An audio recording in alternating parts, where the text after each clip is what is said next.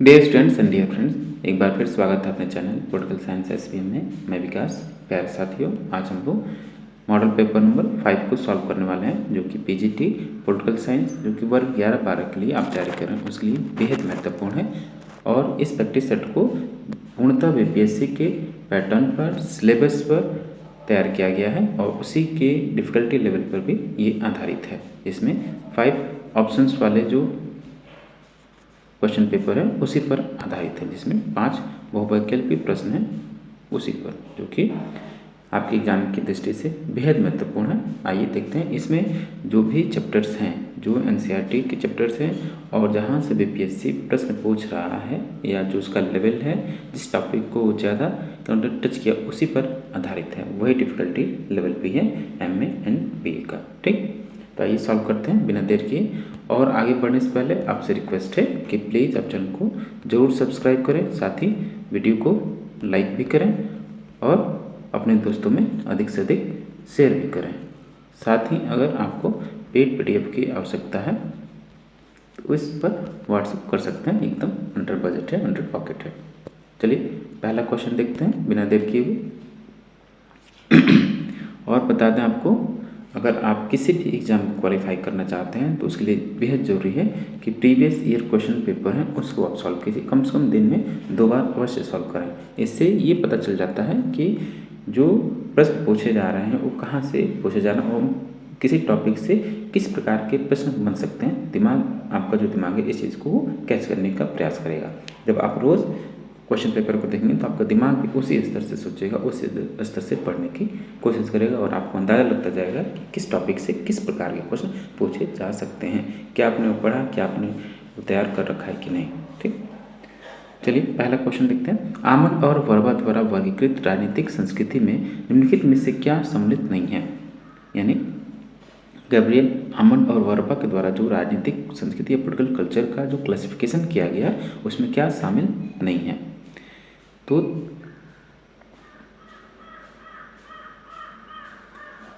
एक तो संकुचित राजनीतिक संस्कृति की बात करते हैं और प्रजाभावी संस्कृति की बात करते हैं, राजनीतिक संस्कृति की, लेकिन संवैधानिक राजनीतिक संस्कृति की बात नहीं करते हैं। तो ऑप्शन ए राइट आंसर होगा। ये आमंड और वर्बा के वर्गीकरण में संवैधानिक राजनीतिक संस्कृति शामिल नहीं है। क्वेश्चन नंबर 2 देखिए। राजनीतिक संस्कृति शब्द का सर्वप्रथम प्रयोग किसके द्वारा किया गया। लुसियन पाई, राल्लासवे, सिडनी वर्बा, एक से अधिक या कोई नहीं। याद रखिए कि राजनीतिक संस्कृति शब्द का प्रयोग गैब्रियल आमंड के द्वारा किया गया, याद रखिएगा। ठीक, तो आमंड चूंकि ऑप्शन में है नहीं तो ई राइट आंसर होगा और इसमें से कोई नहीं। दूसरा प्रश्न देखिए, तीसरा, कि निम्नलिखित में से कौन सा राजनीतिक समाजीकरण का एक अभिकरण नहीं है। पॉलिटिकल सोशलाइजेशन का कौन सी एक एजेंसी नहीं है। तो पॉलिटिकल सोशलाइजेशन आपका एक शिक्षण संस्था है, उसमें शामिल होती हैं, राजनीतिक दल शामिल होते हैं और परिवार शामिल होते हैं। तीनों ही शामिल हैं, तीनों ही राजनीतिक समाजीकरण के अभिकरण हैं, लेकिन पूछा है कौन सा नहीं है। तो आप इसका उत्तर होगा ऑप्शन ई कोई नहीं। क्वेश्चन नंबर 4 देखिए। क्वेश्चन नंबर 4 है कि इनमें में से कौन आमंड द्वारा प्रतिपादित राजनीतिक व्यवस्था का आगत नहीं है। यानी गैब्रियल आमंड के द्वारा जो पॉलिटिकल सिस्टम में इसमें से कौन सा नहीं है, इनपुट इसमें कौन सा नहीं है।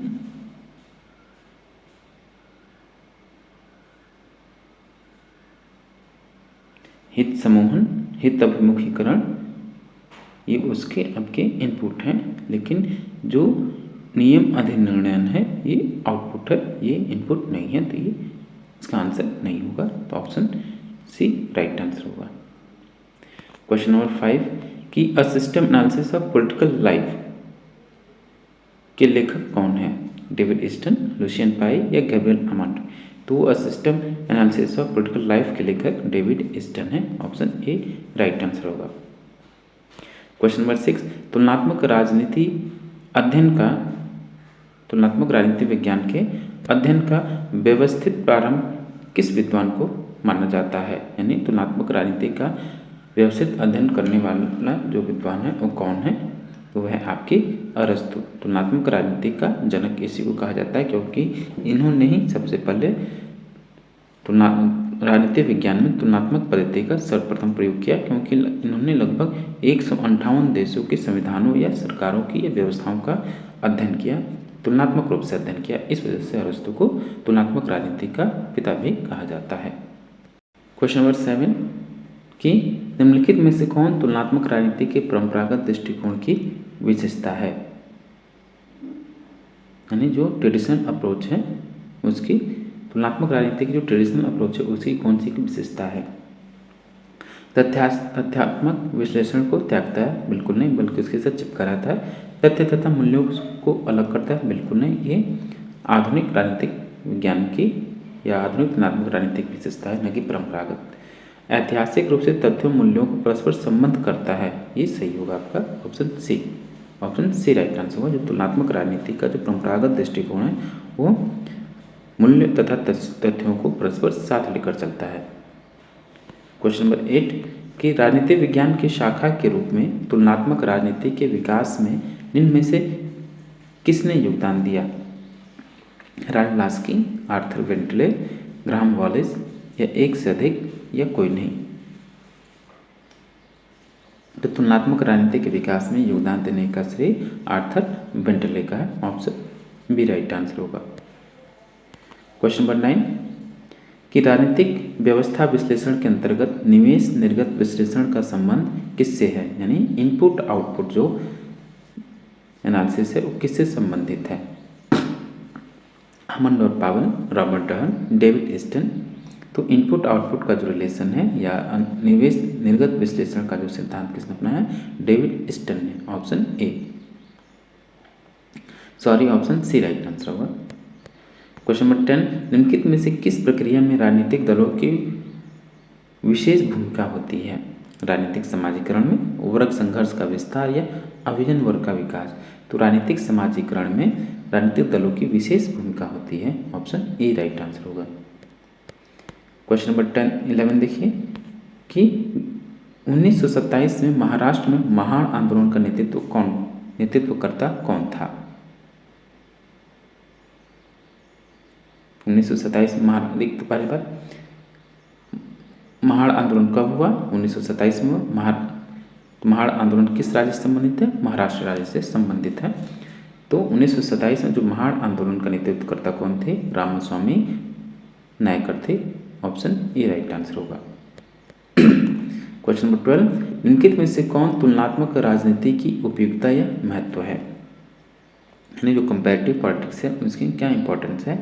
राजनीतिक व्यवहार को समझना, राजनीतिक वैज्ञानिक का अध्ययन करना या राजनीतिक व्यवस्थाओं की समानताओं और विभिन्नताओं को समझना।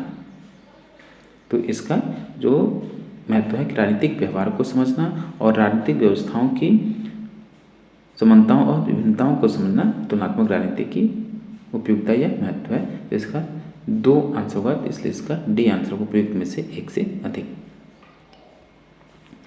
तुलनात्मक राजनीति के अध्ययन के लिए द्वितीय विश्व युद्ध से पूर्व कौन सा उपागम प्रचलित था, यानी तुलनात्मक राजनीति के अध्ययन के लिए जो सेकेंड वर्ल्ड वॉर हुआ उससे पहले कौन सी दृष्टिकोण या उपागम, कौन सा अप्रोच जो था प्रचलित था। तो याद रखिएगा तुलनात्मक राजनीति का द्वितीय विश्व युद्ध से पूर्व परंपरागत दृष्टिकोण का ज़्यादा प्रयोग किया जाता था और द्वितीय विश्व युद्ध के बाद आधुनिक उपागम का प्रयोग किया जाने लगा। तो ऑप्शन ए राइट आंसर हुआ, परंपरागत दृष्टिकोण, ट्रेडिशनल अप्रोच।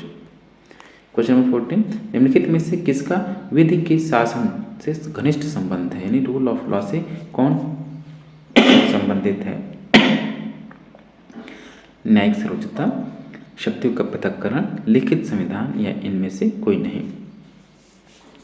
तो जो रूल ऑफ लॉ से घनिष्ठ संबंध कौन रखता है, तो शक्तियों का पृथक्करण, सेपरेशन ऑफ पावर, क्योंकि इसमें जो होता है केंद्र और राज्यों के बीच शक्तियों का विभाजन कर दिया जाता है और विभिन्न संस्थाओं के मध्य भी, और इस आधार पर किया जाता है कि वो विधि के अनुसार हो या विधि रूल ऑफ लॉ जो है कानून सम्मत हो, संविधान में दिए गए उपबंधों के अनुसार। इसी को कहा गया विधि के शासन, यानी जो भी शासन होगा रूल ऑफ लॉ यानी विधि के अनुसार होगा। तो इस शक्तियों का पृथक्करण इस पर आधारित है, ठीक। 15 देखिए, निम्नलिखित में से कौन सी संविधानवाद की विशेषता नहीं है। संविधानवाद जो कॉन्स्टिट्यूशनलिज्म है उसकी कौन सा विशेषता नहीं है। संस्कृति आधारित अवधारणा, मूल्य आधारित अवधारणा या उपयुक्त में से एक से अधिक या उपयुक्त में से कोई नहीं। तो संस्कृति आधारित और मूल्य आधारित जो अवधारणा है संविधानवाद से संबंधित विशेषता नहीं है। ठीक, सॉरी, संविधानवाद से विशेषता है इसकी। संस्कृति आधारित और मूल्य आधारित ही संविधानवाद से संबंधित है, लेकिन पार्टी आधारित जो अवधारणा है संविधानवाद से संबंधित नहीं है। तो ऑप्शन बी राइट आंसर होगा। क्वेश्चन नंबर 16, निम्न में से कौन सा एक कथन सही नहीं है। कौन सा एक कथन सही नहीं है। एक कठोर संविधान हड़बड़ी में किए गए फैसलों से सुरक्षा प्रदान करता है। सही है। एक कठोर संविधान दलीय झड़पों का शिकार नहीं होता। दलीय नहीं, दलीय है। ठीक, नहीं, दलीय मतलब पार्टी, यानी पार्टी, ये जो पार्टीज हैं या जो राजनीतिक दल हैं उनका कठोर संविधान स्वीकार नहीं होता है। यानी जो विभिन्न पार्टी जब इकट्ठा होकर अपने हितों के आधार पे उसका संशोधन आसानी से नहीं कर सकते, ये कठोर संविधान का लक्षण है। एक कठोर संविधान केवल उच्च राजनीतिक चेतना के लोगों के लिए उपयुक्त है। बिल्कुल नहीं, ऐसा नहीं है, सामान्य लोगों के लिए भी है। तो सी इसका राइट आंसर नहीं है। तो ऑप्शन सी होगा इसमें। क्वेश्चन नंबर 17 कि मौलिक अधिकारों के क्रियान्वयन को निलंबित करने का अधिकार किसको है। यानी जो आपके फंडामेंटल राइट्स हैं उसका सस्पेंशन कौन कर सकता है। संसद, सर्वोच्च न्यायालय, प्रधानमंत्री। ठीक, कौन कर सकता है इन तीनों में से। तो न तो संसद कर सकती है निलंबन, न सर्वोच्च न्यायालय, न ही प्रधानमंत्री, बल्कि ये अधिकार आपको किसके पास है, राष्ट्रपति के पास है, प्रेसिडेंट ऑफ इंडिया के पास है। ये अनुच्छेद 358 और 59 के तहत आपके मौलिक अधिकारों का निलंबन किया जा सकता है राष्ट्रपति महोदय के माध्यम से। तो ऑप्शन ई होगा, में से कोई नहीं। क्वेश्चन नंबर 18, निम्नलिखित में लिखित तथा अलिखित संविधानों में केवल मात्रा अंतर का है, प्रकार का नहीं। यह कथन किसका है। लास्की, गार्नर या रॉबर्ट डहल का, या एक से अधिक या कोई नहीं। तो लिखित और अलिखित संविधानों में केवल मात्रा अंतर का है, प्रकार का नहीं, कथन आपका हेराल्ड जोसेफ लास्की का है। अगला प्रश्न देखिए 19, विधि की उचित प्रक्रिया न्यायिक व्यवस्था का एक आवश्यक लक्षण है। यानी जो ड्यू प्रोसेस ऑफ लॉ, यानी विधि की उचित प्रक्रिया किस देश की न्यायिक प्रणाली की विशेषता है, न्यायिक व्यवस्था या जुडिशियल सिस्टम की विशेषता है। भारत, फ्रांस या अमेरिका। तो विधि की उचित प्रक्रिया जो है कि अमेरिकी न्यायिक व्यवस्था का सिद्धांत या आवश्यक लक्षण है विधि की उचित प्रक्रिया, ऑप्शन सी। और भारत में जो प्रचलित है वो विधि द्वारा स्थापित प्रक्रिया है जो कि जापान से प्रेरित है। क्वेश्चन नंबर 20, निम्न में से किस एक समुच्चय में संघीय राज्य हैं। यानी किस में सभी संघीय राज्य नहीं, जहाँ उस देश में संघात्मक व्यवस्था है, किस में है। तो इसका राइट आंसर कौन सा होगा। तो अमेरिका, ऑस्ट्रेलिया, मलेशिया और कनाडा, इन चारों में क्या है, संघीय राज्य हैं, यानी संघात्मक या फेडरलिज्म शामिल मौजूद है, या इन देशों की संघीय राजनीतिक व्यवस्था है। तो ऑप्शन सी राइट आंसर होगा। अमेरिका, ऑस्ट्रेलिया और मलेशिया में और कनाडा में संघात्मक व्यवस्था। एक प्रश्न आपसे पूछ देता है बार बार कि किन देशों में संघात्मक या दक्षात्मक या एकात्मक शासन प्रणाली मौजूद है। उसमें से आपको कम से कम 4-5-6 अगर आप राज्यों के संघात्मक या एकात्मक या संसदीय शामिल कर लेंगे, याद कर लेंगे, तो वो आपका क्वेश्चन सही हो जाएगा। जरूर एक प्रश्न इससे आता है। क्वेश्चन नंबर 21, प्यारे दोस्तों फिर से हम आपसे बता दें कि हम लोग बीपीएससी, पीजीटी पॉलिटिकल साइंस, यानी जो राजनीति विज्ञान है, जो वर्ग 11 से 12 के लिए आप तैयारी कर रहे हैं, उसके लिए हम लोग ये प्रैक्टिस सेट सॉल्व कर रहे हैं। और ये मॉडल पेपर है और पूर्णतः बीपीएससी के पैटर्न पर आधारित है, जो कि आपके 5 ऑप्शन वाले जो एमसीक्यूज हैं उसी पर हम लोग इसको सॉल्व कर रहे हैं। और इसको बड़ी मेहनत से तैयार किया गया है ताकि आप इसका अधिक से अधिक लाभ ले सकें। तमाम जो और भी अदर चैनल हैं वो तमाम इधर उधर झांसा दे रहे हैं कि ये यहीं से आएगा, बिल्कुल नहीं। हम ये भी नहीं कह रहे हैं कि हमारा देखिए, ये आप इसका तुलनात्मक अध्ययन कर सकते हैं। ठीक, जो चैप्टर्स हैं आपकी एनसीईआरटी की उसी से प्रश्न पूछा जा रहा है, लेकिन उसका डिफ़िकल्टी लेवल हाई है। ठीक, तो आपको अगर तैयारी करना है तो आप एनसीईआरटी की पुस्तकों को देख लीजिए, उसमें कौन कौन से सिलेबस है, तो उस पर विशेष आपकी पकड़ होनी चाहिए। और बाकी जो IR का सेक्शन है या जो पॉलिटिकल थिंकर का सेक्शन है उसको तो आपको पढ़ना है, लेकिन विशेष फोकस इस पे रहना चाहिए। ठीक, और आपसे वही रिक्वेस्ट है कि प्लीज़ आप चैनल को ज़रूर सब्सक्राइब करें और वीडियो को ज़रूर लाइक करें। ठीक, और एक और बात, अगर आपको पेड PDF की आवश्यकता है तो इस मोबाइल नंबर पे आप व्हाट्सएप कर सकते हैं। ठीक, चलिए क्वेश्चन नंबर 21 देखिए, भारतीय संघवाद अमेरिकी संघवाद इसलिए निकट है कि भारतीय संघवाद और अमेरिकी संविधान इसलिए दोनों निकट हैं, यानी दोनों में परस्पर समानता किस आधार पर देखी जा सकती है? दोनों देशों में अवरोध तथा संतुलन प्रणाली है, या एक सर्वोच्च न्यायालय है, या राष्ट्रपति वास्तविक सर्वोच्च का कार्यपालक है? बिल्कुल नहीं, ये भारत में तो है ही नहीं, और एक सर्वोच्च न्यायालय, ये दोनों में है। ठीक, लेकिन दोनों के न्यायिक व्यवस्था में थोड़ा सा अंतर है। लेकिन संघवाद की पूछ रहा है किस आधार पर ये दोनों सम्मिलित हैं या इन दोनों की विशेषताएं समान है? तो दोनों देशों में अवरोध तथा संतुलन का प्रणाली है, यानी चेक एंड बैलेंसेस का दोनों सिद्धांत है। जो विधायिका, कार्यपालिका और न्यायपालिका है, तीनों से स्वतंत्र रहते हुए स्वतंत्र नहीं है। तीनों एक दूसरे को न तो कार्यों में हस्तक्षेप करती हैं, लेकिन एक दूसरे कार्यों का नियंत्रण भी करती हैं। ठीक, क्वेश्चन नंबर 22, निम्नलिखित में से संविधान के उद्देश्य कौन से हैं? यानी संविधान का उद्देश्य क्या होता है? राज्यों को मजबूती प्रदान करना, सही है। मूल्य और लक्ष्यों को एकजुट करना, ये भी सही है। शासन को वैधता प्रदान करना, ये भी सही है। ठीक, तो इसका राइट आंसर होगा डी, उपयुक्त में से एक से अधिक। क्वेश्चन नंबर 23 देखिए, निम्नलिखित में से किस शासन प्रणाली में प्रशासनिक एकरूपता नहीं पाई जाती है? यानी जो प्रशासन में समानता किस व्यवस्था में नहीं पाई जाती है? संघात्मक, एकात्मक, ए और बी दोनों में।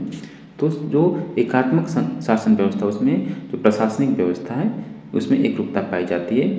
केंद्र में एक ही होता है, यहाँ संघात्मक व्यवस्था नहीं होती है, तो एक ही रूप की प्रशासनिक एकरूपता पाई जाएगी। लेकिन जब संघात्मक व्यवस्था में आएंगे, जैसा कि अमेरिकी संघवाद है, उसमें राज्यों में अलग प्रशासनिक व्यवस्था है और केंद्र में अलग प्रशासनिक व्यवस्था है, तो वही आपसे पूछा जा रहा है, एकरूपता नहीं पाई जाती है। तो ऑप्शन ए राइट आंसर होगा, संघात्मक व्यवस्था में। क्वेश्चन नंबर 24 देखिए कि निम्नलिखित में से किस अधिनियम द्वारा भारत की विधान परिषद को बजट पर चर्चा करने की शक्ति प्राप्त हुई? बेहद महत्वपूर्ण कोट है ये।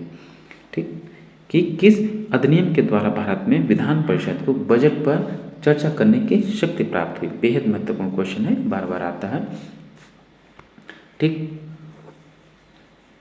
तो 1861 का जो आपका भारत परिषद अधिनियम है, उसके तहत पहली बार विधान परिषद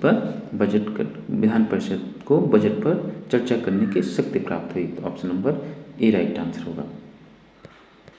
क्वेश्चन नंबर 25, भारतीय विधायिका को पहली बार द्विसदनात्मक यानी बाइकैमरल कब बनाया गया था? यानी उसके दो सदन का निर्माण कब हुआ था?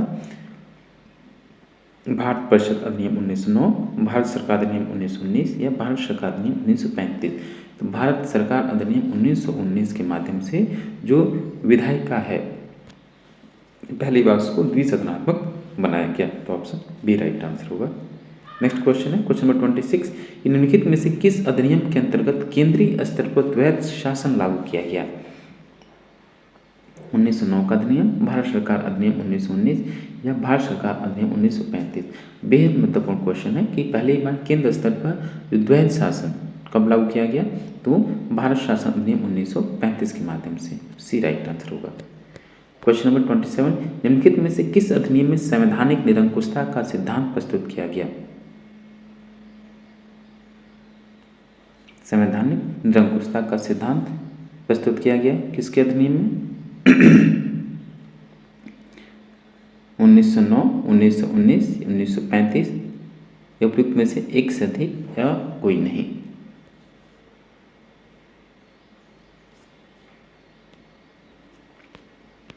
क्वेश्चन नंबर 28 कि भारत का संविधान 26 नवंबर 1949 किसके द्वारा अधिनियमित किया गया था?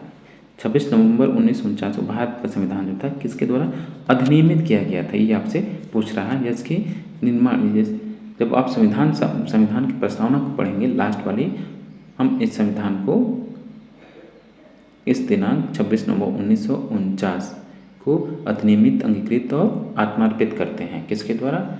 संविधान सभा के द्वारा किया गया। ऑप्शन ए राइट आंसर होगा, याद रखिएगा। संविधान सभा ने 26 नवंबर 1949 को अधिनियमित किया। ठीक। क्वेश्चन नंबर 29 देखिए, भारतीय संविधान सभा में कितनी महिला सदस्य थीं? भारतीय संविधान सभा में कितनी महिला सदस्य थीं? 15, 13, 12, अधिक, एक से अधिक, या कोई नहीं। तो कुल 15 महिला सदस्य थीं भारतीय संविधान सभा में। क्वेश्चन नंबर 30 देखिए, निम्नलिखित में से कौन अगस्त 1946 में बनी अंतरिम राष्ट्रीय सरकार का सदस्य नहीं था? यानी अंतरिम सरकार जब बनी 1946 में, अगस्त 1946 में, तो उसका सदस्य कौन नहीं था? डॉक्टर राजेंद्र प्रसाद और एस राधाकृष्णन उसके सदस्य थे, लेकिन सी राजागोपालाचारी उसमें अंतरिम सरकार में सदस्य नहीं थे। ऑप्शन सी राइट आंसर होगा। क्वेश्चन नंबर 31, महारानी विक्टोरिया घोषणा पत्र कब घोषित किया गया? महारानी विक्टोरिया के द्वारा जो उनका घोषणा पत्र था, कब उसको घोषित किया गया था? 1 नवंबर 1858। देखिए ये बीपीएससी में प्रश्न आया है जो कि गलत हुआ था।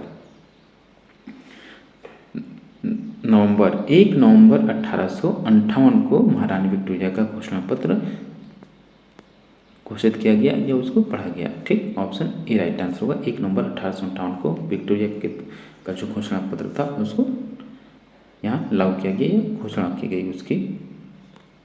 क्वेश्चन नंबर 32, 1935 के अब के शासन अधिनियम, भारत शासन अधिनियम की प्रांतीय सूची, जिसको राज्य सूची बोलते हैं या स्टेट लिस्ट बोलते हैं, कितने विषय शामिल थे? कितने विषय शामिल थे?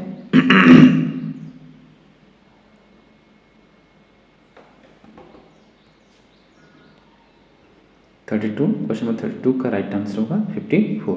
तो जो भारत शासन अधिनियम 1935 है उसकी प्रांतीय सूची में जो प्रोविंशियल लिस्ट थी उसमें 54 विषय शामिल थे। 54 एक क्वेश्चन था, जैसे उसका एक क्वेश्चन संवैधानिक निरंकुशता वाला, जो 27 का राइट आंसर होगा ये भारत शासन अधिनियम 1935 के अधिनियम में संवैधानिक निरंकुशता का सिद्धांत प्रस्तुत किया गया। इसको करेक्ट कीजिएगा।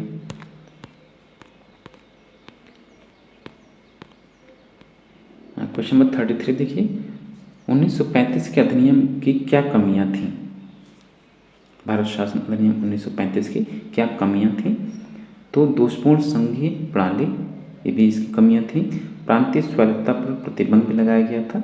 थोड़ी प्रांतीय स्वतंत्रता तो इसमें शामिल था, लेकिन बहुत ज़्यादा इसमें प्रतिबंध भी थे, ये भी कमी थी। मूल अधिकारों का भी अभाव था। ठीक, तो इसका डी राइट आंसर होगा, उपयुक्त में से एक से अधिक। अगला प्रश्न देखिए 34, लॉर्ड इरविन के बाद भारत का वायसरॉय कौन बना? लॉर्ड चैम्सफोर्ड, लॉर्ड कर्जन या वेलिंगटन? लॉर्ड इरविन के बाद भारत के जो वायसरॉय बने लॉर्ड वेलिंगटन बने। सी राइट आंसर होगा। क्वेश्चन नंबर 35, साइमन कमीशन का गठन किस वर्ष किया गया था? 1925, 1926 या 1927? तो याद रखिएगा ये इसका गठन कब किया गया? साइमन कमीशन का नवंबर 1927 में किया गया था। भारत आया 1928 में। ठीक, तो गठन की बात पूछ रहा, तो ऑप्शन सी राइट आंसर होगा 1927। क्वेश्चन नंबर 36, भारतीय संविधान की प्रारूप समिति, भारतीय संविधान सभा की प्रारूप समिति के समक्ष प्रस्तावना का प्रस्ताव किसने रखा था? जवाहरलाल नेहरू, BN राव या BR अम्बेडकर या एक से अधिक या कोई नहीं? तो संविधान सभा में संविधान की प्रारूप समिति के समक्ष जो प्रस्ताव रखा गया था किसके द्वारा? तो जवाहरलाल नेहरू के द्वारा रखा गया। अगला प्रश्न देखिए 37, इतिहास के बिना नागरिक शास्त्र जड़ विहीन है और नागरिक शास्त्र बिना इतिहास के फल विहीन है। किसका कथन है? सीले, ब्राइस, लास्के या अधिक या कोई नहीं?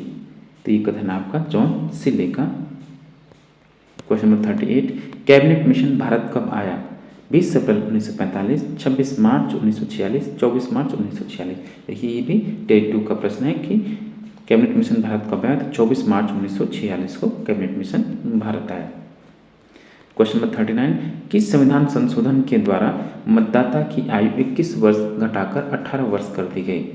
52वां संविधान संशोधन, 60वां संविधान संशोधन या 61वां संविधान संशोधन? तो 61वें संविधान संशोधन के द्वारा मतदाता की आयु 21 वर्ष से घटाकर 18 वर्ष कर दी गई। क्वेश्चन नंबर 40, किस संविधान संशोधन से संपत्ति के अधिकार को मौलिक अधिकार के रूप में समाप्त कर दिया गया? यानी संविधान संशोधन के द्वारा जो संपत्ति का मौलिक अधिकार था उसको समाप्त करके एकमात्र कानूनी अधिकार के रूप में इसको शामिल किया गया। तो ये था आपका 44वां संविधान संशोधन 1978 के द्वारा। क्वेश्चन नंबर 41, भारतीय संविधान का अनुच्छेद 356 निम्न में से किससे संबंधित है?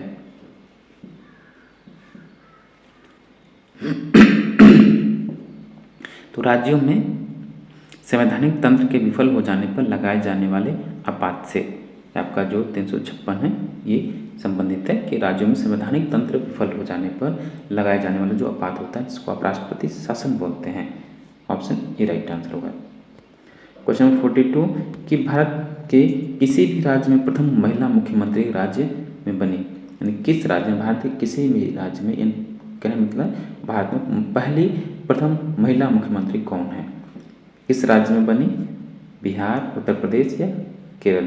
तो सुचेता कृपलानी जो है पहले महिला मुख्यमंत्री हैं, लेकिन सबसे पहले किस राज्य में हुआ? तो ये उत्तर प्रदेश में हुआ। उत्तर प्रदेश में सर्वप्रथम महिला ने मुख्यमंत्री का कार्यभार ग्रहण किया। क्वेश्चन नंबर 43, जहाँ कानून नहीं होता वहाँ स्वतंत्रता भी नहीं हो सकती, कानून के अभाव में स्वतंत्रता नहीं हो सकती, किसका कथन है? रूसो, लॉक या हॉब्स या एक से अधिक या कोई नहीं? ये कथन है आपका जॉन लॉक का। ऑप्शन बी राइट आंसर होगा। क्वेश्चन नंबर 44, शीत युद्ध शब्द का सर्वप्रथम प्रयोग किसने किया था? Winston Churchill, Bernard Baruch, Walter Lippmann या उपरोक्त में से एक से अधिक या कोई नहीं?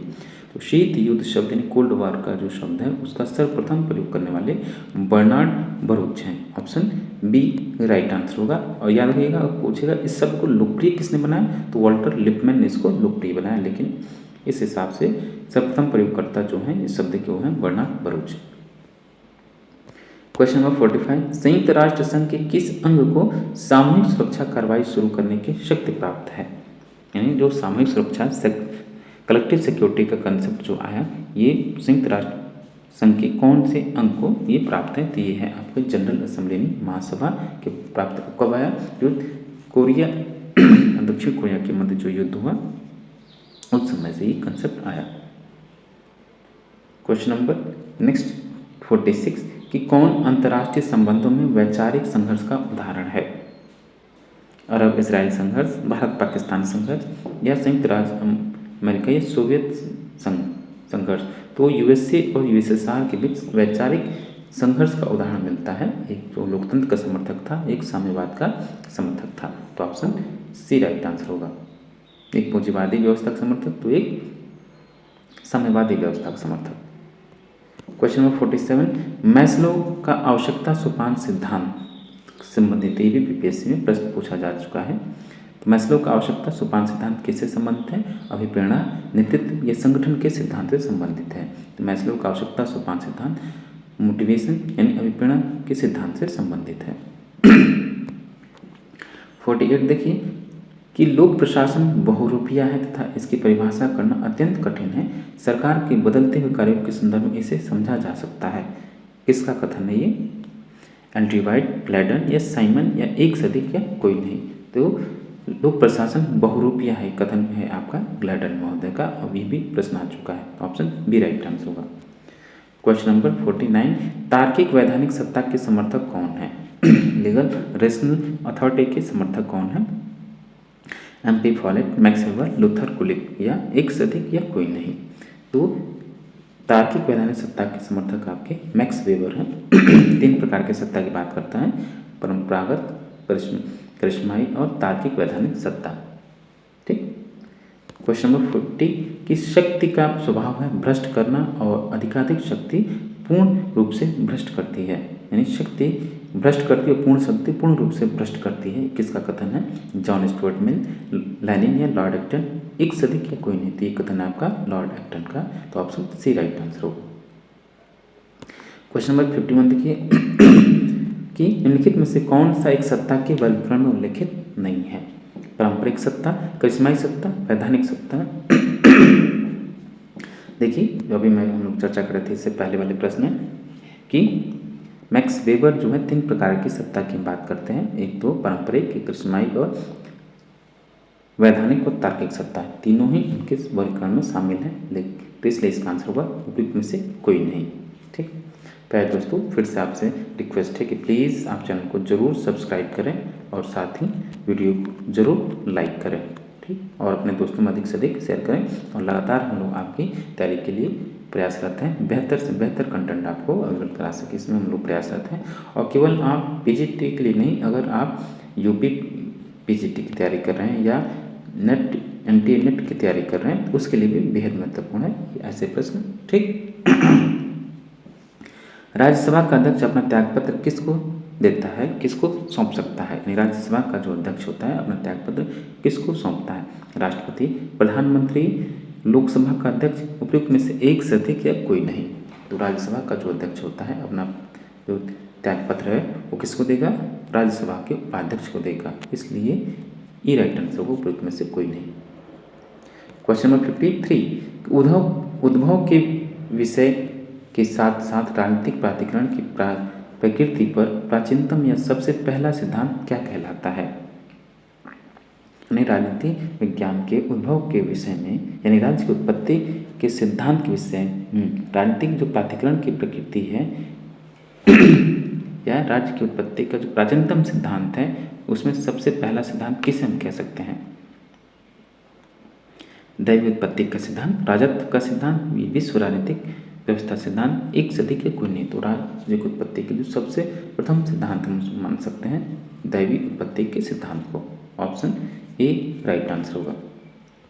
क्वेश्चन नंबर 54, सामाजिक विज्ञान का वह भाग जो राज्य के निर्माण और सरकार के सिद्धांतों को उपचारित करता है क्या कहलाता है? राजनीति, समाजशास्त्र या नागरिक शास्त्र? तो समाज विज्ञान का वह भाग जो राज्य के निर्माण और सरकार के सिद्धांतों की व्याख्या करता है उसे हम राजनीति कहते हैं। Option A. क्वेश्चन नंबर 55 कि संयुक्त राष्ट्र संघ की घोषणा पर कितने राष्ट्रों ने हस्ताक्षर किए? संयुक्त राष्ट्र संघ की घोषणा पत्र पर कितने राष्ट्रों ने हस्ताक्षर किए? तो थे प्रारंभ में 50 की 50 की। ऑप्शन ए, एक दिन में 50 की। 56 संयुक्त राष्ट्र शैक्षिक, वैज्ञानिक एवं सांस्कृतिक संगठन यूनेस्को की स्थापना कब हुई थी? ठीक, 4 दिसंबर 1945, 4 जनवरी 1945 या 4 नवंबर 1945। तो यूनेस्को की स्थापना 4 नवंबर 1945 को हुई थी। सी राइट आंसर होगा। जितने भी आपके इंटरनेशनल ऑर्गेनाइजेशन है, खासकर जो यूएन से रिलेटेड है, उन सबको एक तो आपका स्थापना दिवस और उनका मुख्यालय याद होना चाहिए। ठीक, इसमें से जरूर एक प्रश्न पूछेगा।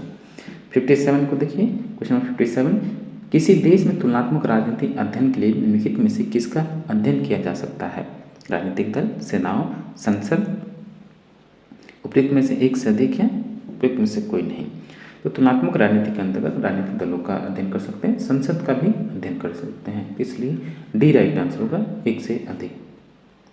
क्वेश्चन नंबर 58, ये फिलिबस्टर संबंधित है इससे मतदान में देरी के लिए संसद में लंबा भाषण, विपक्षी नेता का भाषण या प्रधानमंत्री का धन्यवाद ज्ञापन? तो संसद में जो होता है फिलिबस्टर किससे संबंधित? मतदान में देरी के लिए संसद में दिया गया लंबा भाषण। तो ऑप्शन ए राइट आंसर होगा। क्वेश्चन नंबर 59, कौन से दो राजनीतिक विचारक तुलनात्मक राजनीति के संस्थात्मक दृष्टिकोण या संस्थागत या इंस्टीट्यूशनल दृष्टिकोण का प्रतिनिधित्व करते हैं? आमंड और कोलमैन। ठीक, ये आमंड और कोलमैन है, याद रखिए, बादाम नहीं है, आमंड और कोलमैन। डुवर्जर और शॉर्टोरी, लियोस्ट्रॉस और डाइसी। तो जो तुलनात्मक राजनीति की जो संस्थागत दृष्टिकोण इंस्टीट्यूशन अप्रोच के जो दो विचारक हुए हैं, मॉरिस डुवर्जर और जीवन सार्टोरी। ऑप्शन बी राइट आंसर होगा। किस राजनीतिक वैज्ञानिक ने राजनीति को मूल्यों का आधिकारिक आवंटन के रूप में परिभाषित किया है? राजनीति को मूल्यों के आधिकारिक आवंटन के रूप में कौन विवेचना करता है? लास्की, प्लेटो, जीन प्लॉन्डेल, एक से अधिक या कोई नहीं? तो याद रखिएगा, इसका जो आंसर है राजनीति को मूल्यों के आधिकारिक आवंटन के रूप में व्याख्या करने वाले कौन है? स्टन महोदय हैं, डेविड स्टन। ठीक, जो कि व्यवहारवाद और उत्तर व्यवहारवाद के जनक हैं। ठीक, तो आंसर होगा इसमें से कौन सा आंसर होगा? फिर उपयुक्त में से कोई नहीं।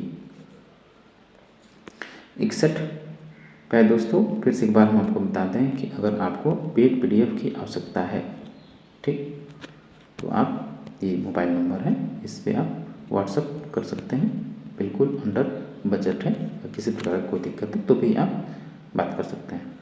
चलिए 61 देखिए, मानव को सिर झुकाकर राज्य की पूजा करनी चाहिए, ये कथन किसका है? लास्की, एडम स्मिथ या के एक से अधिक कोई नहीं। तो मानव को सिर झुकाकर राज्य की पूजा करनी चाहिए, ये कथन टिट्सके का है। आर्थिक स्वतंत्रता के अभाव में राजनीतिक स्वतंत्रता बेकार है। एक भूखे नंगे व्यक्ति के लिए वोट देने तथा सार्वजनिक पद प्राप्त करने आदि की स्वतंत्रताओं या अधिकारों का कोई महत्व नहीं। बेहद महत्वपूर्ण कथन है। ये कथन किसका है? ग्रीन, लास्की या रूसो का? तो ये बेहद महत्वपूर्ण कथन है, आपको भूलना नहीं है, एकदम आसान है और हमेशा ये याद रहेगा, ठीक। तो ये कथन है आपका लास्की महोदय का। क्वेश्चन नंबर 63, रूसो के राजनीतिक विचारों में निम्न में से किसका उल्लेख मिलता है? यथार्थ इच्छा, वास्तविक इच्छा, सामान्य इच्छा, एक से अधिक या कोई नहीं। तो रूसो के राजनीतिक विचारों में यथार्थ इच्छा, वास्तविक इच्छा, सामान्य इच्छा, तीनों का उल्लेख मिलता है। तो ऑप्शन डी राइट आंसर होगा, उपयुक्त में से एक से अधिक। 64 देखिए, बलवंत राय मेहता समिति निम्न में से किससे संबंधित है? मौलिक अधिकार, भ्रष्टाचार, नीति निर्देशक तत्व, एक से अधिक या कोई नहीं। तो बलवंत राय मेहता आपकी पंचायती राज व्यवस्था से संबंधित है, ठीक। तो आप इसमें ऑप्शन में है नहीं, तो ऑप्शन ई होगा, कोई नहीं। क्वेश्चन नंबर 65 कि पॉलिटिक्स शब्द की उत्पत्ति पोलिस शब्द से हुई है, जो निम्न में से किस भाषा से लिया गया है? पॉलिटिक्स शब्द की उत्पत्ति किस भाषा से हुई है? पोलिस शब्द से हुई है, लेकिन किस भाषा का ये शब्द पोलिस है? तो ये है आपका यूनानी भाषा का। ये भी आपके लिए हमेशा याद रखना है। क्वेश्चन नंबर 66, किसने राजनीति शास्त्र के अध्ययन में ज्यामिति, भौतिकी तथा मनोविज्ञान की मदद ली? थॉमस हॉब्स, जॉन लॉक, जे रूसो, एक से अधिक या कोई नहीं। तो इसका राइट आंसर होगा थॉमस हॉब्स, जो कि लेवियाथन के का रचनाकार है। 67 देखिए, पितृसत्तात्मक सिद्धांत का कौन प्रबल समर्थक था? जो पैट्रियार्की है उसका प्रबल समर्थक कौन था? तो पितृसत्तात्मक सिद्धांत यानी राज्य की उत्पत्ति के सिद्धांतों में जो पितृसत्तात्मक सिद्धांत है उसके प्रबल समर्थक आपके हैं कौन?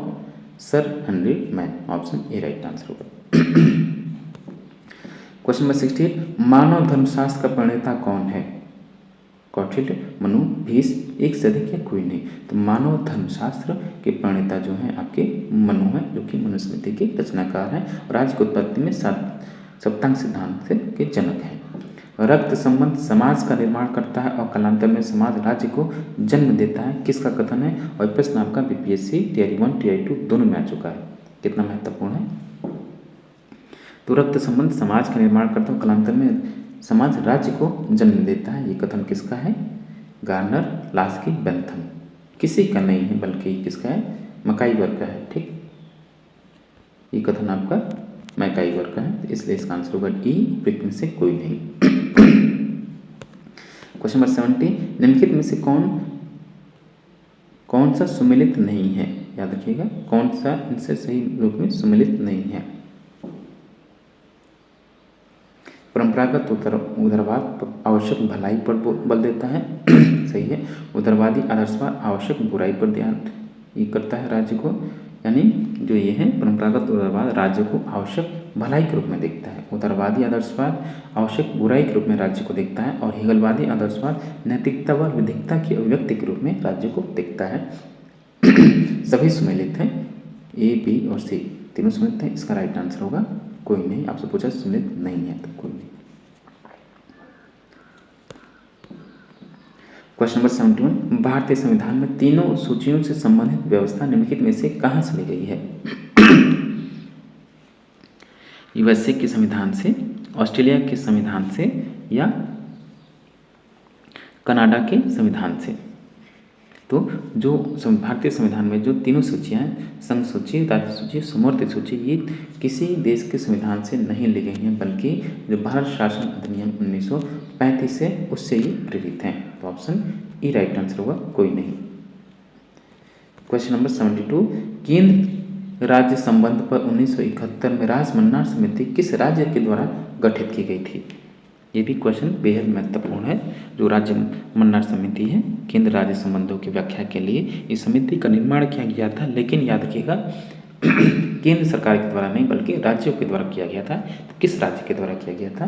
तो तमिलनाडु के द्वारा राज्य मन्नार समिति का गठन किया गया 1971 में, किससे? केंद्र राज्य संबंधों की पुनर्व्याख्या करने से संबंधित था, जिसको केंद्र सरकार ने ठुकरा दिया। ऑप्शन सी राइट आंसर होगा। 73 देखिए कि केंद्र तथा राज्य के मध्य शक्तियों के वितरण के लिए भारत का संविधान 3 सूचियों को प्रस्तुत करता है। इनमें से कौन से 2 अनुच्छेद शक्तियों के वितरण को नियमित करते हैं? तो अनुच्छेद 245 तथा 246 जो केंद्र राज्य के मध्य शक्तियों के बंटवारे से संबंधित है। तो ऑप्शन सी राइट आंसर होगा। क्वेश्चन नंबर 74, कौन सा कथन सही है? प्यारे दोस्तों, फिर से हम आपसे बता दें, अगर आप बीपीएससी पीजीटी पॉलिटिकल साइंस के साथ अन्य राज्यों के PGT political science, TGT political science की तैयारी कर रहे हैं या एनटीए नेट की तैयारी कर रहे हैं, तो उसके लिए ये पेपर बेहद महत्वपूर्ण है और लगातार हम लोग इस कदम की हो इसमें हम लोग प्रयासरत हैं ताकि आपका एग्ज़ाम बेहतर से बेहतर हो और उसको आप क्वालिफाई कर सकें। उसके लगातार हम लोग short paper, previous year question paper, model paper practice है और जो थियरी है उसको भी पढ़ रहे हैं। तो आप लगातार चैनल पर बने रहिए और किसी प्रकार के आपको पीडीएफ की आवश्यकता है तो आप इस मोबाइल नंबर पर मैसेज कर सकते हैं, व्हाट्सअप कर सकते हैं। ठीक, अब प्लीज़ आप चैनल को जरूर सब्सक्राइब करें। कौन सा कथन सही है? 74 है कि संघ सूची के विषयों पर विधि निर्माण करने का अनन्य अधिकार संसद को प्राप्त है। यानी जो केंद्र सूची है उस पर केवल और केवल कानून बनाने का अधिकार संसद को है। सही है। राज्य सूची के विषय पर विधि निर्माण का अनन्य अधिकार राज्य विधानमंडल को है। यानी जो प्रांतीय सूची है, राज्य सूची, उस पर कानून बनाने का अधिकार राज्य को प्राप्त है। ये भी सत्य है। समवर्ती सूची के विषयों पर संसद तथा राज्य दोनों को ही विधि निर्माण का अधिकार प्राप्त है। ये कथन भी सही है। दोनों को विधि निर्माण का अधिकार प्राप्त तो है, लेकिन उसी पर अगर केंद्र सरकार संसद के द्वारा कानून बना दी जाती है तो वो अधिमान्यता जो है किसकी होगी? केंद्र की होगी, यानी संसद की होगी। तीनों ऑप्शन सही हैं आपके, तो डी राइट आंसर होगा, प्रयुक्त में से एक से अधिक। क्वेश्चन नंबर 75, विवाह, श्रम कल्याण और आर्थिक व सामाजिक योजना जैसे विषय किस सूची के अंतर्गत आते हैं? संघ सूची, राज्य सूची या समवर्ती सूची? तो विवाह, कल्याण, आर्थिक, सामाजिक योजना जैसे विषय आपके समवर्ती सूची में शामिल हैं। कुछ 5-6 विषयों को आपको जितनी केंद्र सूची, राज्य सूची और समवर्ती सूची से 5-5 विषयों को आपको याद होना चाहिए। ये क्वेश्चंस कंफ्यूजिंग क्रिएट करते हैं, कन्फ्यूजन ज़्यादा से ज़्यादा इसमें कन्फ्यूजन होता है और लोग इसमें बहुत ज़्यादा गलतियाँ करते हैं। इसलिए आप 4-5 जो विषय हैं प्रत्येक सूची से याद होने चाहिए आपको, ताकि क्वेश्चन आपका सही हो सके। 76 देखिए, क्वेश्चन नंबर 76, मुद्रा, प्रतिरक्षा, बैंक, प्रादेशिक मामले, डाक, तार, नागरिकता आदि विषय किस सूची में रखा गया है? संघ सूची, राज्य सूची और समवर्ती सूची। तो मुद्रा, प्रतिरक्षा, बैंक, प्रादेशिक मामले, डाक, तार, नागरिकता, ये सब संघ सूची में शामिल किया गया। आप यही याद कर सकते हैं। 77 देखिए, पुलिस, न्याय, स्थानीय स्वशासन, स्वास्थ्य, कृषि, सिंचाई आदि विषयों को किस सूची में रखा गया है? तो ये आपके राज्य सूची में शामिल है। तो बी राइट आंसर होगा। यही होगा केंद्र सूची, राज्य सूची और समवर्ती सूची। 78 की विधायी शक्तियों की संघीय सूची में समाविष्ट किसी विषय के संबंध में भारत के उच्चतम न्यायालय के अधिकार क्षेत्र बढ़ाने का अधिकार किसको दिया गया है? किसको? तो ये केवल और केवल संसद को प्राप्त है। सी राइट आंसर होगा। Question number 79, second last question है कि अंतर्राष्ट्रीय संधियों के भारत के किसी भाग अथवा संपूर्ण भारत में लागू करने के लिए संसद कोई भी कानून बना सकती है। किसके द्वारा? अंतर्राष्ट्रीय संधियों को भारत के किसी भाग अथवा संपूर्ण भारत को लागू करने के लिए संसद कोई कानून बना सकती है। किसके द्वारा? सभी राज्यों की सहमति से? बिल्कुल नहीं। बहुसंख्यक राज्यों की सहमति से? बिल्कुल नहीं। संबंधित राज्यों की सहमति से? बिल्कुल नहीं। ये अनन्य अधिकार केवल और केवल संसद को प्राप्त है। अगर वो विदेशी मामलों को से संबंधित किसी संधि को लागू करना है तो राज्यों से उससे पूछने का कोई अधिकार नहीं, राज्यों से नहीं पूछती है, वो स्वतः लागू करती है और सभी राज्यों को उसका पालन करना अनिवार्य है। तो ऑप्शन ई राइट आंसर होगा, कोई नहीं। ठीक, बेहद महत्वपूर्ण क्वेश्चन था ये। क्वेश्चन नंबर 80 और लास्ट क्वेश्चन है इस मॉडल पेपर जो आपका 5 है। भारतीय संविधान के अंतर्गत अवशिष्ट अधिकारों का अर्थ क्या है, यानी अवशिष्ट शक्तियाँ क्या हैं। अंतर्राष्ट्रीय मामले से संबंधित अधिकार, बिल्कुल नहीं। अधिकार जिनका प्रयोग केंद्रीय सरकार और राज्य दोनों द्वारा किया जाता है, बिल्कुल नहीं, ये तो आपकी समवर्ती सूची है। अधिकार जिनको केंद्रीय सूची, राज्य सूची और समवर्ती सूची में स्पष्ट रूप से शामिल नहीं किया गया है, ये आपका सही होगा। यानी अवशिष्ट शक्तियाँ या अवशिष्ट अधिकार वे हैं, ये केवल संसद को प्राप्त हैं, यानी जो विषय केंद्र सूची, राज्य सूची और समवर्ती सूची में शामिल नहीं हुए, किसी प्रकार छूट गए, वो समस्त विषय किसके अधीन होंगे, संसद के अधीन होंगे। तो ऑप्शन सी राइट आंसर होगा।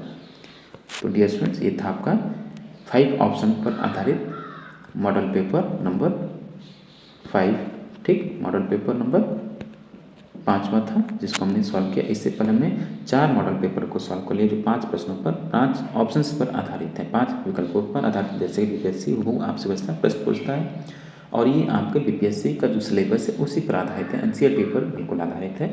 उम्मीद है आपको इससे लाभ होगा और प्लीज़ साथियों आप जरूर चैनल को सब्सक्राइब कीजिए ताकि आपको अधिक से अधिक कंटेंट और सबसे बेहतर कंटेंट अवेलेबल हो सके ताकि एग्जाम क्वालिफाई हो सके, ठीक। थैंक यू फॉर वॉचिंग, मिलते हैं आपसे नेक्स्ट वीडियो में।